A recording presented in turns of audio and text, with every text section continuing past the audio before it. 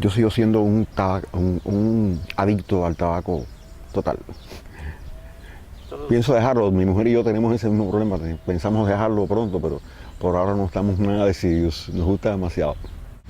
Y lo más terrible, Tracy, o lo más irónico, ¿no?, del asunto, yo me chequeo porque además estar casado con una médica implica que te encarcelan cada 6 meses, ella agarra a toda la familia, brum, para el hospital, chequeo completo. Entonces, lo paradójico del asunto es que parece que genéticamente heredé una característica de mi abuela, que murió casi a los 90 años, fumadora, inveterada y empedernida. Bueno, pues tenía los pulmones limpios. Limpios, limpios, limpios. Y yo exactamente, cada 6 meses me hacen una placa de tórax y mis pulmones están limpios, como si no hubiera fumado nunca. Yo, imagínate. Listo, ya estamos on the record. La verdad es que se relaciona muchísimo con la política de los Estados Unidos hacia Cuba. Eso ocurrió más o menos finales del 91, finales del 92, principios del 92. Era un momento muy difícil para Cuba. El llamado campo socialista había desaparecido, la Unión Soviética se había desintegrado. Eso llevó a una situación en Cuba, más o menos hacia el 93, 94, 95, en que el Producto Interno Bruto cayó un 35%. Fue una verdadera catástrofe. La dieta de los cubanos se redujo a 1.800 calorías, cuando estaba casi llegando a las 3.000 en el año 89, andaba bastante elevada, y además el consumo de proteínas por el estilo.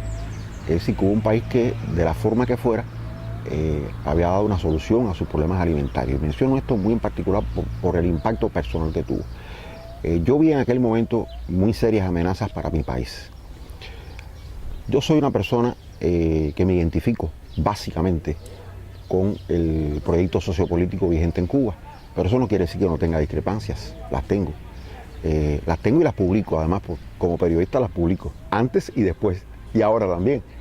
Se me considera un periodista muy crítico actualmente en Cuba. Pero en aquel momento en que yo vi esas amenazas para mi país, mi hijo tenía entonces apenas 3 años de edad, y se estaba aprobando en los Estados Unidos la ley Torricelli. La ley Torricelli significó para Cuba dejar de importar alimentos por la posibilidad de alrededor de 800, casi 900 millones de dólares, que era una cifra muy importante para la época, en realidad. Y quizás yo fui el único en Cuba que lo pensó así, pero ese fue mi pensamiento. Y así lo publiqué en una vieja crónica del año 2005. El caso es que yo percibí la ley Torricelli como una agresión criminal contra el estómago de mi hijo. Eso estaba pasando por un lado. Yo tenía inclusive una situación personal difícil. Mi padre se estaba muriendo, había perdido el empleo por una discrepancia con la dirección de la empresa, me estaba divorciando. Era un momento muy complejo en mi vida. Pero básicamente lo que yo vi fueron aparte de las amenazas para mi país, ya en un plano más doctrinal, ¿no? Yo lo percibí como algo muy personal. Lo percibí como una agresión contra el estómago de mi hijo, literalmente. A su vez, por otro lado, gentes vinculadas a Lizardo Sánchez Santa Cruz estaban en un verdadero proceso de proselitismo.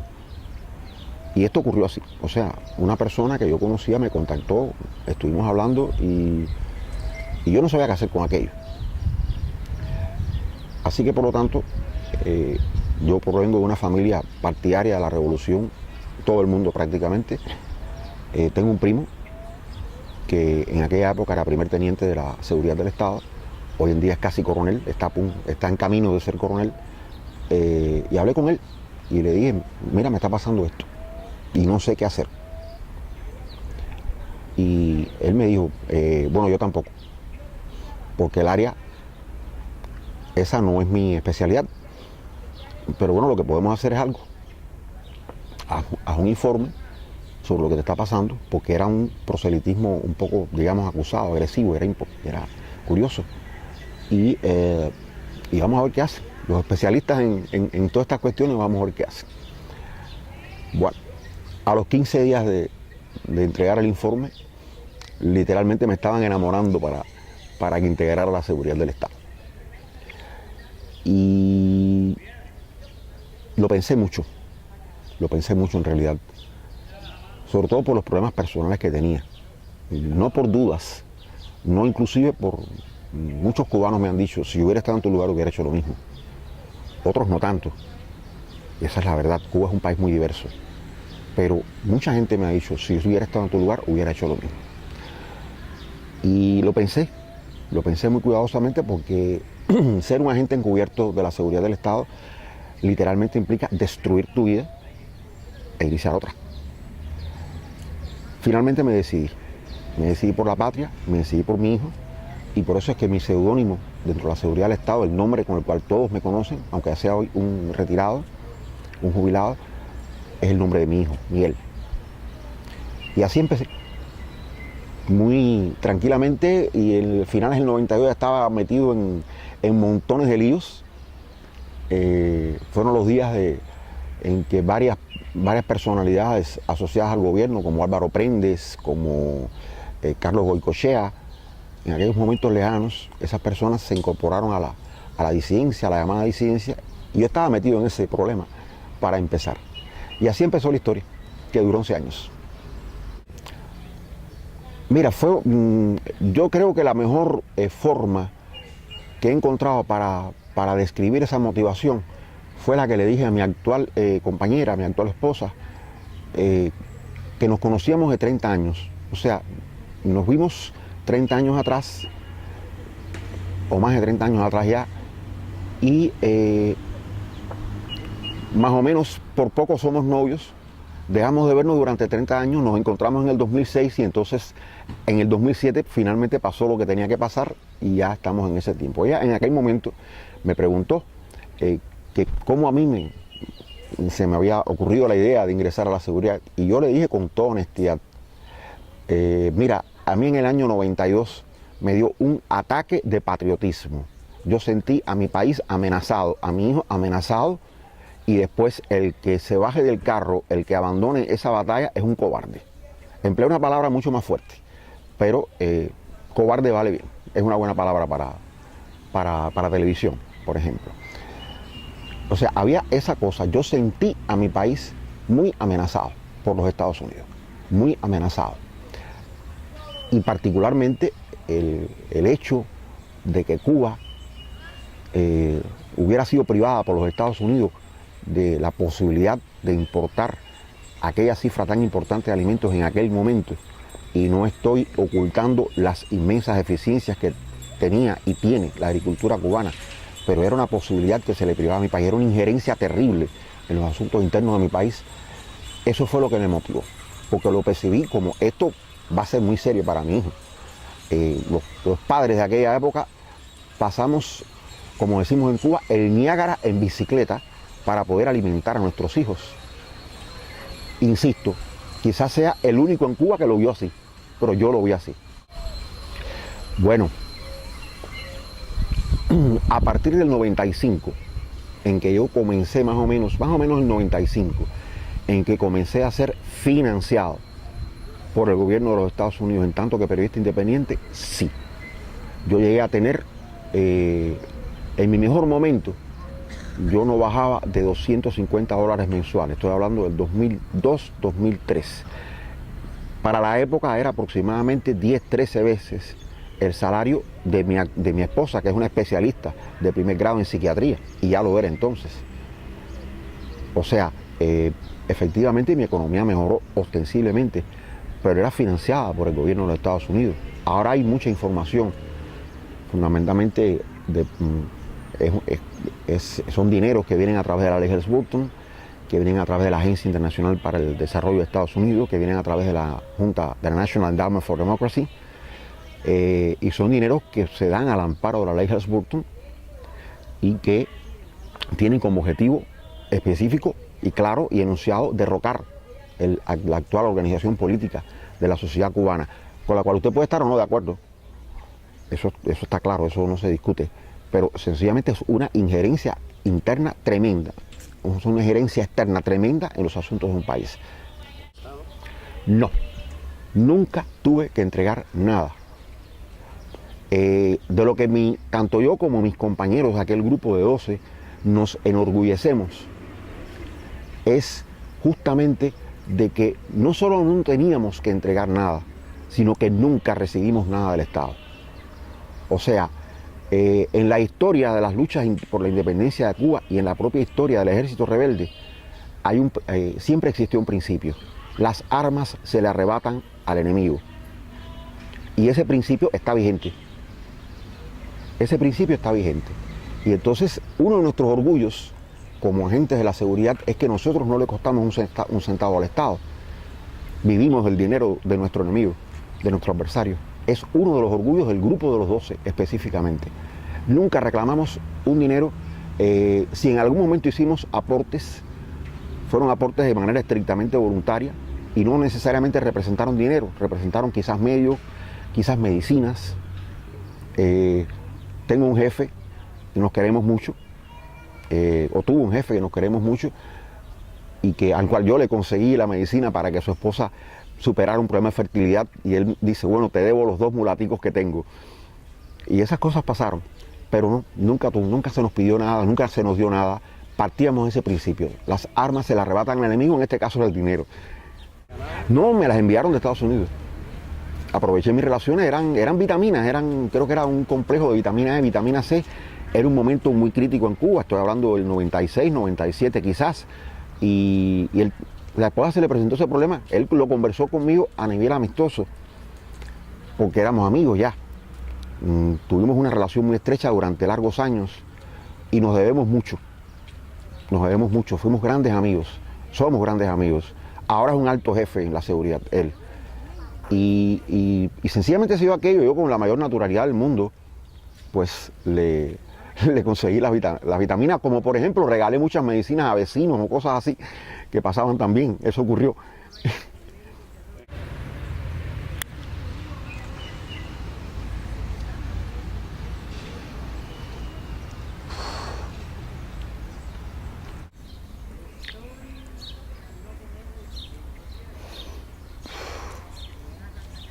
¿Ya? Mis vecinos, mi gentes normales, comunes y corrientes. Bueno, voy a contar una anécdota, y eso es algo general que nos ocurrió a todos. Voy a contar una anécdota humorística de la realidad cubana, y voy a contar una anécdota quizás más emotiva. Tras ser revelada nuestra identidad como miembros de la seguridad del Estado, nosotros dimos una gira por todo el país, donde pudimos conversar y ver y contactar con miles de personas. Los encuentros fueron increíblemente emocionantes, pero siempre me dije, esto quizás sea un poquito oficial, y quizás aquí se manifieste un fenómeno muy conocido en Cuba, el de la doble moral. Donde sí no vi doble moral fue en que cuando retorné a la vida normal, mi rostro había estado saliendo por la televisión cubana casi todos los días durante 2 meses.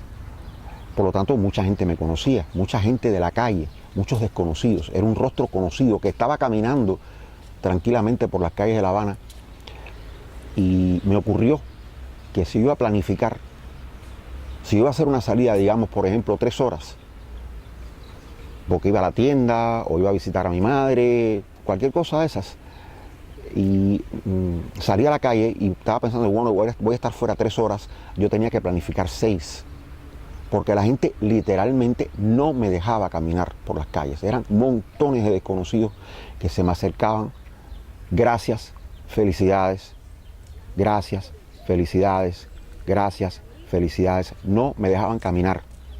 Recuerdo que cuando iba a empezar a trabajar como periodista, le pedí a un vecino, precisamente un vecino, que me llevara en su motocicleta a la Universidad de La Habana, porque tenía que hacer unos trámites allí para ya, o sea, legalizar mi empleo, que ya estaba asignado. Y de ahí pensaba pasar el día en casa de mi madre, aproximadamente 1 kilómetro de distancia.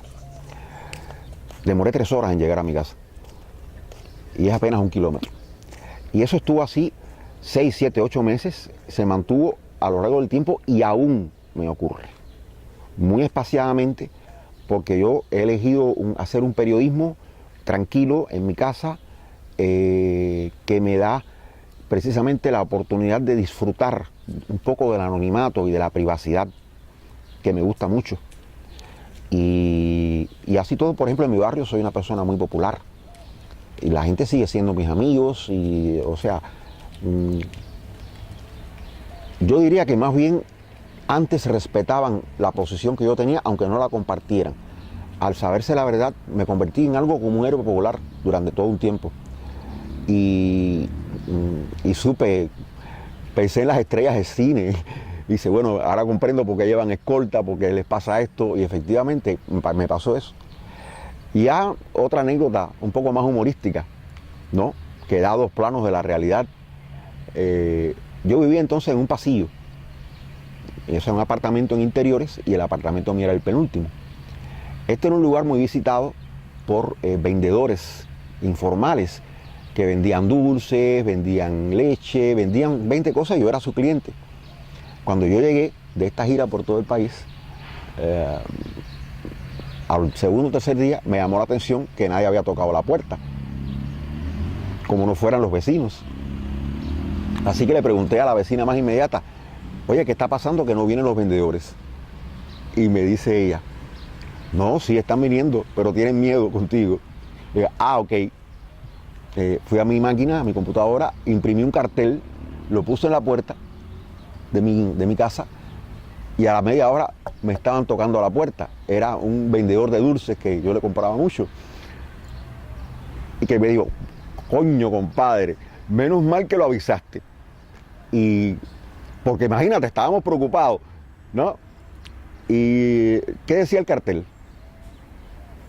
El cartel tenía una frase, la seguridad sigue comprando. Y bueno, pues, se normalizó el asunto con los vendedores, siguieron tocando mi puerta. ¿Antes o después? Después, no, el tipo más tenebroso del mundo.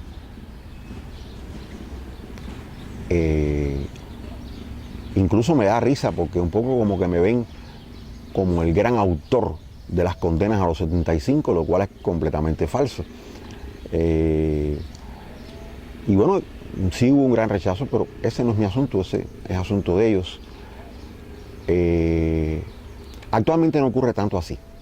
No ocurre tanto así porque por X circunstancias yo he tenido la oportunidad de conversar con mucha gente, con muchos cubanos sobre todo, que vienen a Cuba y que me han conocido. Y en primer lugar ha habido mucho respeto, me han tratado normalmente sin ningún tipo de problema, y en segundo lugar hay gente que me ha manifestado su simpatía, porque piensan que en los Estados Unidos y particularmente en Miami existe una verdadera industria del anticastrismo y no se mezclan con eso, no se mezclan con eso para nada, porque piensan que todo es un gran negocio, que no hay nada de ideas puras en el asunto, y me lo dicen aquí en La Habana. Estaba y estoy de acuerdo. Estaba y estoy de acuerdo. Pero no estoy de acuerdo porque sea disidente. Estoy de acuerdo porque soy martiano y soy marxista. O sea, estoy de acuerdo desde una posición de izquierda. O sea, creo que en Cuba ha habido, como ocurrió en todo el campo socialista, ha habido desviaciones de la doctrina marxista y de la doctrina martiana. Por las razones que fueran, Cuba un poco copió el modelo de organización política de los soviéticos. Y ese es un modelo que en la conceptualización más light, más suave, para mí fue un modelo post-estalinista. Post-estalinista. O sea, un estalinismo ablandado. Y un poco tenemos esos problemas en Cuba, que los estamos combatiendo, que estamos luchando con eso, que ese modelo nos sirvió para defendernos de Estados Unidos, que es la clave principal de nuestra existencia como nación, nuestro anhelo de independencia.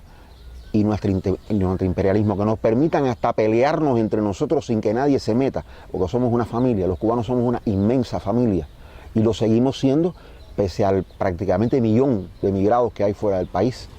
En el fondo todos seguimos comiendo arroz con frijoles, en el fondo todos tenemos una idéntica cultura y por lo tanto todos nos sentimos hijos de esta tierra, todos somos hijos de esta patria. Y lo que queremos es eso. Entonces quizás ese modelo nos ha servido para defendernos, pero no quiere decir que sea lo mejor ni lo más perfecto, y yo mismo soy muy crítico respecto al asunto. Entonces, parece que hacía su trabajo con algunos sentimientos como mezclados. No eran sentimientos mezclados. Me he dado cuenta que no eran sentimientos mezclados, sino que se me presentó la oportunidad de expresar lo que yo pensaba y lo sigo expresando. Lo sigo expresando. Yo acabo de publicar un par de trabajos, o sea, una entrevista, la que la publiqué yo por razones de cosas que me pasaron con periodistas poco éticos. No estoy hablando con Tracy Eaton, a quien siempre he considerado, o con Fernando Rasberg, al corresponsal de BBC, a los que siempre he considerado periodistas muy éticos. Pero en realidad diría que lo que se me presentó la oportunidad de expresarlo era parte un poco del juego, y además había una gran confianza por parte de la jefatura en mi trabajo. Y eran cosas que había que decir. Hace muchos años, en el 2003, un periodista norteamericano de la Radio Nacional Pública me preguntó si yo había escrito mentiras. Y yo le dije que yo no había escrito mentiras, que había escrito verdades con un lenguaje para un medio, y que como periodista revolucionario iba a seguir escribiendo verdades con otro lenguaje para otros medios. O sea, mi fidelidad a la verdad, a lo que yo pensaba y a los hechos reales de la realidad objetiva cubana se iba a mantener tal y como fue en los inicios de Cubanet, mi carrera periodística en Cubanet, y así se ha mantenido.